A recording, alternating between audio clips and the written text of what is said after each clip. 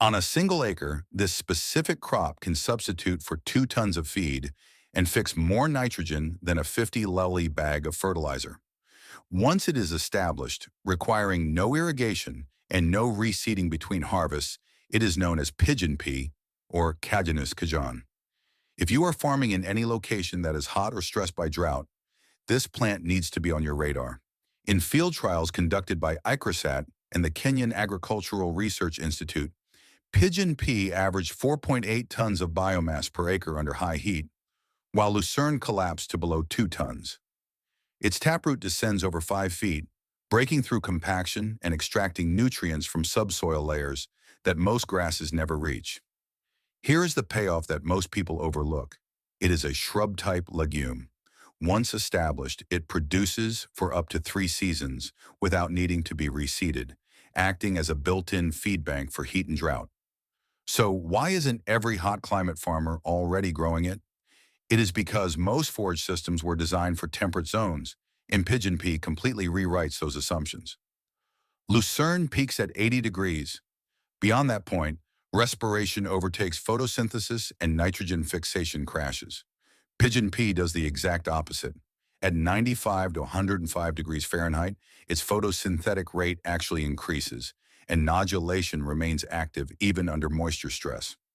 In a 2019 heat stress trial, pigeon pea yielded 5.2 tons of dry mass per acre, with 21.7% protein and 72% in vitro digestibility. By comparison, lucerne under identical conditions dropped below 2 tons and 16% protein. Economically, that represents a feed margin shift of over $300 per acre in the heat.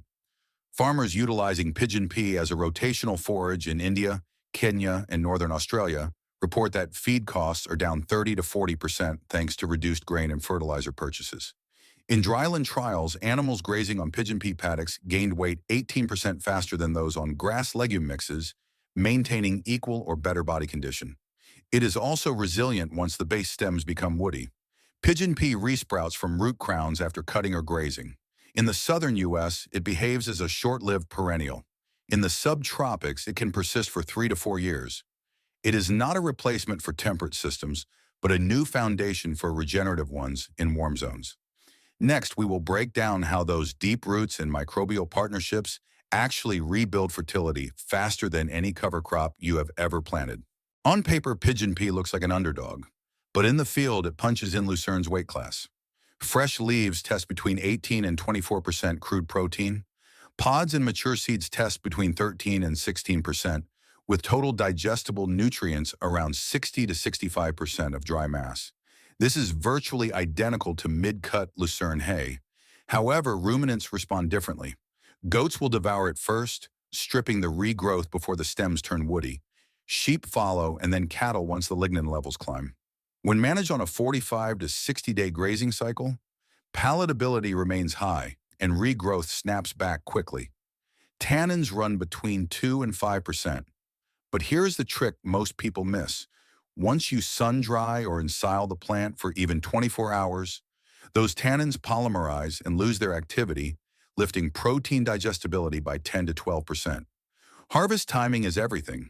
You should cut at 50 to 60% pod fill for fresh forage or at early flowering for hay. That is where the leaf-to-stem ratio and amino acid density reach their peak. In a University of Queensland trial, goats fed on pigeon pea alone gained about 120 grams per day, matching medium-quality hay.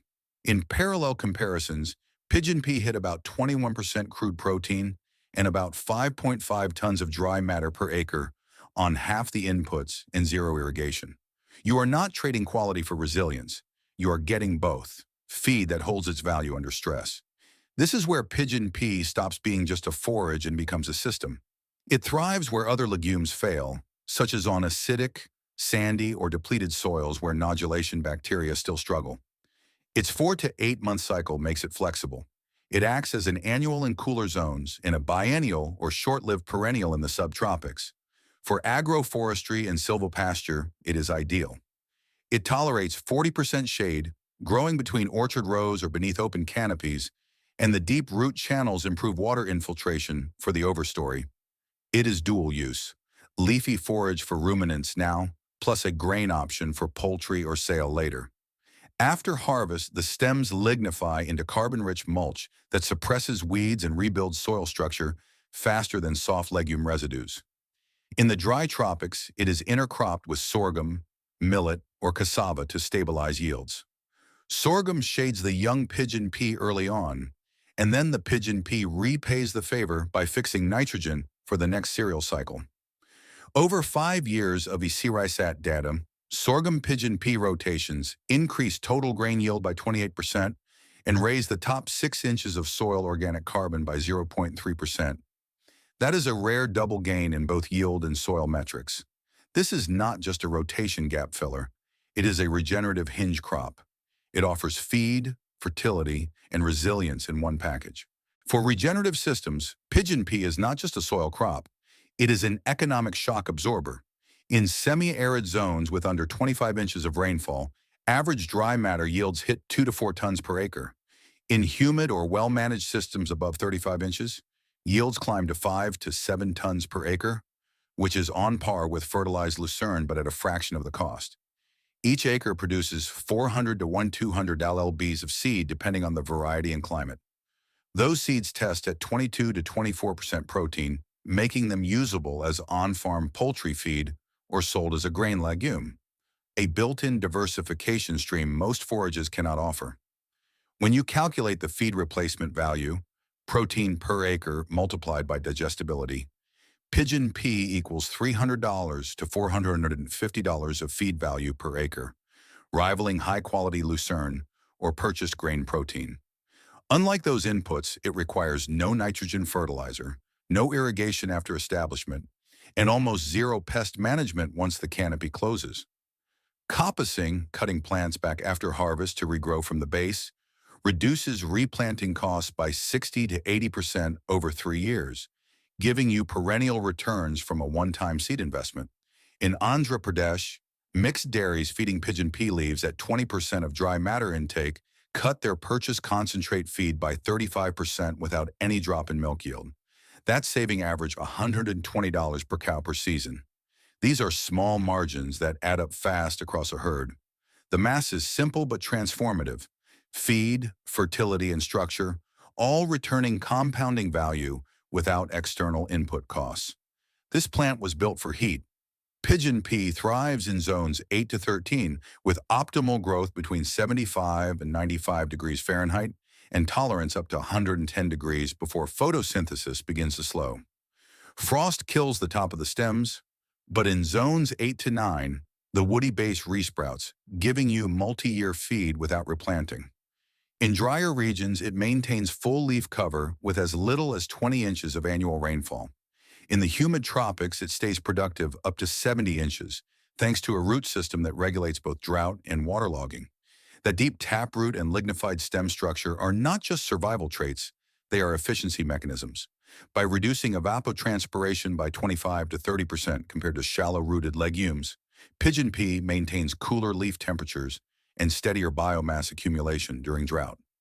Even on marginal, acidic, or compacted soils, it performs in degraded pastures where grasses fail. It creates infiltration channels, raises surface organic matter, and feeds biology from below. In Kenya, trials on severely eroded land found that pigeon pea restored 0.3% soil organic carbon in just 2 years, the equivalent of 5 years of natural fallow recovery. That is the kind of regeneration curve that turns poor ground back into productive acreage. By combining yield stability, drought performance, and multi-year fertility gains, pigeon pea is not just climate resilient, it is climate profitable. Every regenerative system needs a crop that gives more than it takes, and pigeon pea ticks nearly every box. Its nitrogen fixation does not just feed itself, it shares with neighbors. Stands commonly contribute about 100 to 200 llbs of nitrogen per acre per year, acting like a slow-release, biologically timed fertilizer. The shade canopy and consistent leaf litter, moderate surface temperature, reduce evaporation, and stabilize the microclimate underneath. Unlike clover or vetch, pigeon pea's leaf litter decomposes slowly, over 8 to 10 months, steadily releasing nutrients instead of flushing them all at once. That makes it a natural nutrient bank, keeping nitrogen and potassium available well into the following crop season. Root channels left behind by the main taproot drastically improve infiltration, turning crusted, compacted soils into sponge-like layers that hold rain instead of shedding it. As an understory companion, pigeon pea pairs seamlessly with bananas, papayas, moringa, and citrus, where it shelters young trees, builds soil, and eventually yields biomass for mulch or animal feed. Farmers who graze pigeon pea paddocks report visible soil transformation in just 1 to 2 years, deeper color, richer aggregation, and faster infiltration after storms. This is not a cover crop in the traditional sense. It is a regenerative scaffold. It holds your system together while the biology rebuilds. Every powerhouse crop has trade-offs, and pigeon pea is no exception. First, frost. The plant shuts down completely below freezing, so it is not suited for harsh winters. In zones 8 and warmer, the base resprouts, but in colder climates, you must treat it as an annual. Second, woody stems. After flowering, the stalks lignify quickly. The solution is to harvest or graze early, or coppice to force soft regrowth. Coppiced plants produce fresh foliage in 30 to 45 days and stay palatable much longer. Third, microbial partnerships. For full nitrogen fixation, sterile soils may need inoculation with the Rhizobium strain IC3125, originally isolated in Southern Asia and Africa, but available through global suppliers. Without it, you will get growth but limited nitrogen fixation. Pests can appear, mainly pod borers and aphids, but integrated grazing or interplanting with lemongrass or basil repels most naturally. Avoid chemical controls. The pigeon pea ecosystem thrives on predator-prey balance. Weediness can be a factor in unmanaged systems, especially after seed drop. But rotational grazing or managed coppicing prevents reseeding dominance and keeps stands productive. Finally, overgrazing young regrowth shortens the stand's life.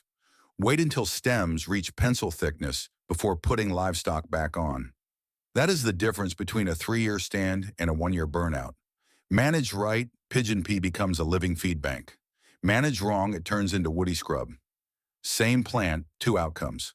Globally, pigeon pea is shifting from a food legume to what the FAO and CGIAR now call a dual-purpose climate forage. Its role is not just feed, it is climate stability in plant form. Seed distribution networks are already expanding. Tropical research stations in Hawaii, Puerto Rico, and Florida, along with regenerative co-ops in Texas and the Carolinas, are multiplying regionally adapted varieties for forage and alley cropping use. Interest in the southern U.S. is climbing fast. Texas A&M, Florida, and several regenerative networks are testing pigeon pea as a pasture drought stabilizer, a replacement for failing summer legumes like cowpea and sun hemp. The most promising U.S. niche is soya-free poultry feed plus soil-restoring cover, with one crop serving both markets. University of Florida trials showed that pigeon pea intercropped with Bahia grass increased total protein yield by 27%, while also improving ground cover through the dry season.